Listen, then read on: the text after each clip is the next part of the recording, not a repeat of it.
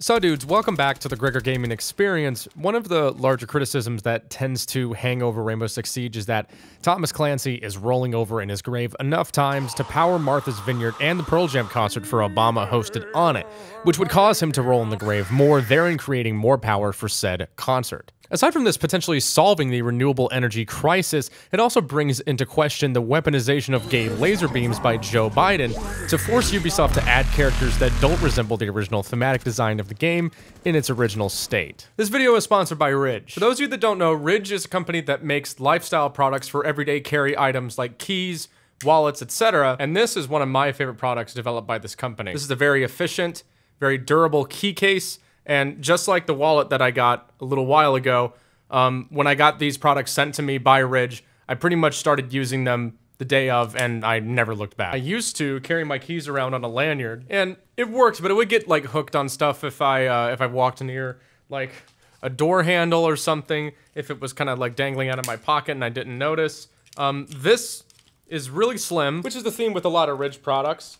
It's minimalist, but it's made out of great materials that'll last a lifetime. All the products come with a lifetime warranty, if you didn't know. For now, through December 22nd, across the whole store, you can get Ridge products for up to 40% off. That includes stuff like the key case and the wallet I've shown you, and even stuff like this pen, which I've been using every day. It's a holiday sale. Once again, go to my link in the description, ridge.com/Gregor. You can get up to 40% off your order until December 22nd. Get your old man a pen, wallet, get a freaking sticker pack. I'm literally drowning in Ridge stuff. Okay, I'm a huge fan of this company. I've been working with them for a long time. And once again, I want to thank them for sponsoring this video. Or at least, everything that I just mentioned seems to be the way this conversation is framed. Whether you are defending the art style change and you think that people maligning it are these people, or you actually are one of these people, and well, I don't know what to tell you, man. I'm not blind. These characters obviously look a lot different than these characters, but I don't think there's some kind of grand conspiracy to stop here. I think it's really more of a marketing and a fashion thing, and a desire by these gaming companies to kind of distance themselves from the political themes associated with this heavy kind of subject material. The way we got around this in the past was really just by not giving a shit. It didn't hurt having a president who was a big supporter of the armed forces as well as a Democrat in charge. Barack Obama was an astute statesman with a degree of panache and sophistication that was more appealing to the breadth of the American voter base than either of his Wonder Bread opponents. Republicans, especially after the catastrophe that was the Bush administration, had struggled to distance themselves from the label of crazy warhawks who just wanted to blow shit up. Conversely, Obama allowed somewhat conservative Americans to care about other things like social issues and vote for a guy who was okay with blowing shit up at the same time. Friendly problem solver? I mean, security measure? Blow that shit up. If he had been allowed to, Obama probably would have won a third term. And of course, this infamous meme was spawned during his presidency. So being into tactical shit wasn't really a big deal after all, especially from a marketing point of view. That's just what America did. American Special Forces got the freaking bad guy, and nobody questioned it. The game depicted this thing. If you don't like the thing, then you don't have to freaking play the game. Culturally speaking, Rainbow was supposed to be an international extension of this idea of this kind of global ass-kicking squad.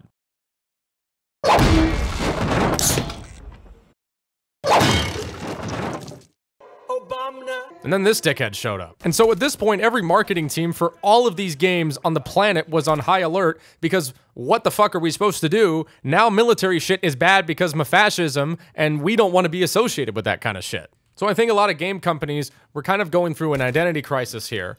And some of them doubled down, like the recent Call of Duty games. Some of them are new titles entirely that are, you know, anime shit, like Valorant. But regardless of where you lie politically and what you think of Rainbow, the concept, the whole point of Rainbow is that it's supposed to be a comprehensive global kind of unit that incorporates lots of different perspectives. Obviously, nationality being one of them, but it doesn't necessarily have to stop there. And looking at the breadth of the character roster in full, I actually think Ubisoft played this pretty well and has managed to make a game that brings a lot of different people together in the same room. Where I think Siege needs to continue going is a brand that was embraced by previous Tom Clancy titles like Ghost Recon Future Soldier. I never played this game's campaign, but I did like the multiplayer demo they had on Xbox Live a long time ago. I remember people being pretty excited about this game during E3 when people still watched it, and everybody was super into the whole aesthetic of the thing, the futury looking gun and the gear. This is a pretty good idea of what people were trying to do with the near future tactical look. Now, all my friends were into the standard shooter fare of the time, so I never got around to playing a lot of Tom Clancy games. I played Black Ops 2, made in the same year, with the same kind of near future vibe, looking back on what they thought was super futuristic and high tech to be set in 2025. Some of these little gadgets and gizmos are actually here now, and I know that every millennial watching this video really didn't need to hear that. Everything from the character models to the weapon designs to even some of the writing themes in the campaign kind of boiled down to, it's the thing that exists now, but it's a little bit different. What would it look like if we had more time to develop on it? And I see all of this with the attempts at Solis's character design. If you look at the outfit, there's really nothing too crazy going on here aside from the visor gadget. She has a standard rig with a backpack fitted with conventional carabiners and straps.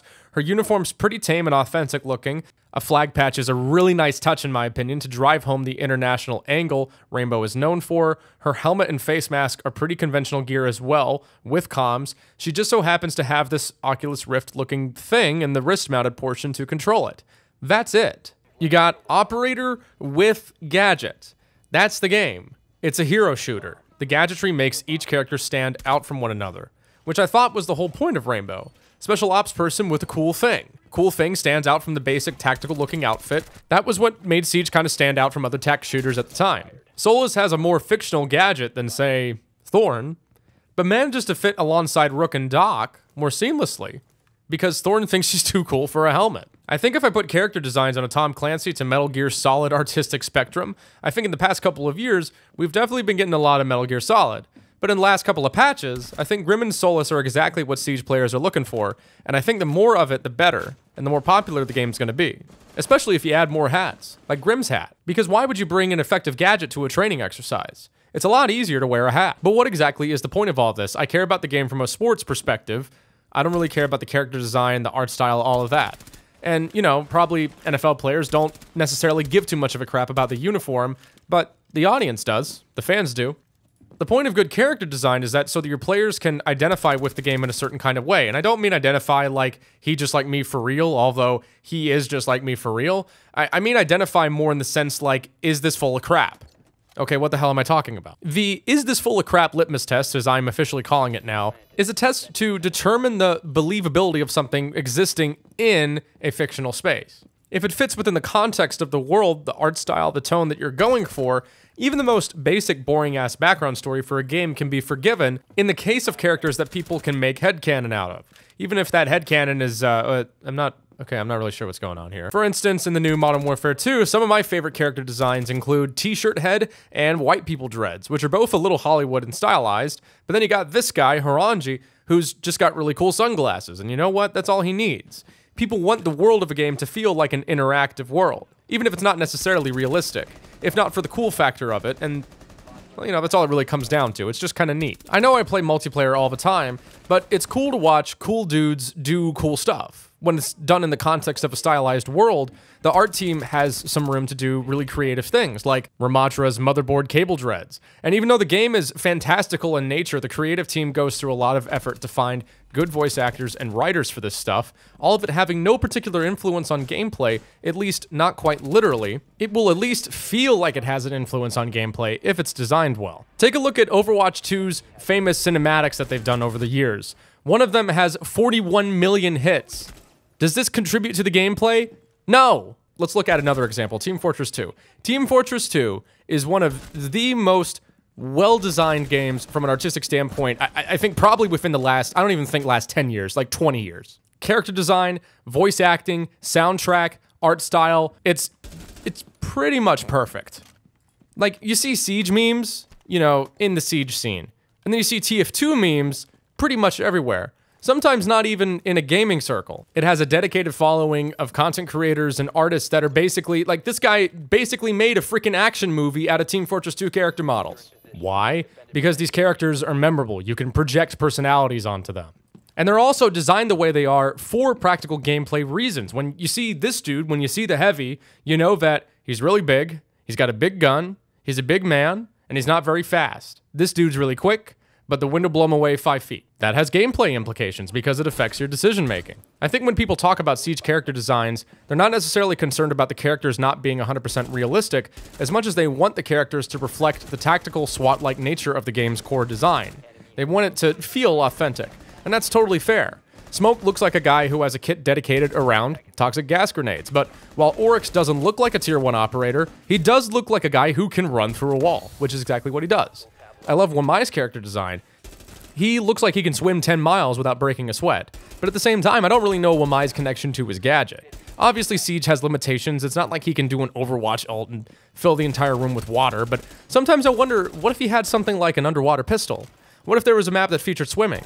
How would it affect the flow of the match? Could Wamai get something like a passive speed boost while swimming that other characters don't get?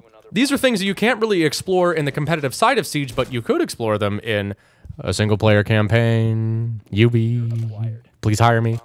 And this all leads to the final conclusion here. The main reason I like Solis. I don't care if the gadget isn't 100% faithful to reality. It looks plausible. Everything else about her character looks like it could exist in reality. It just looks cool. And that's all you really need to do to have good art design.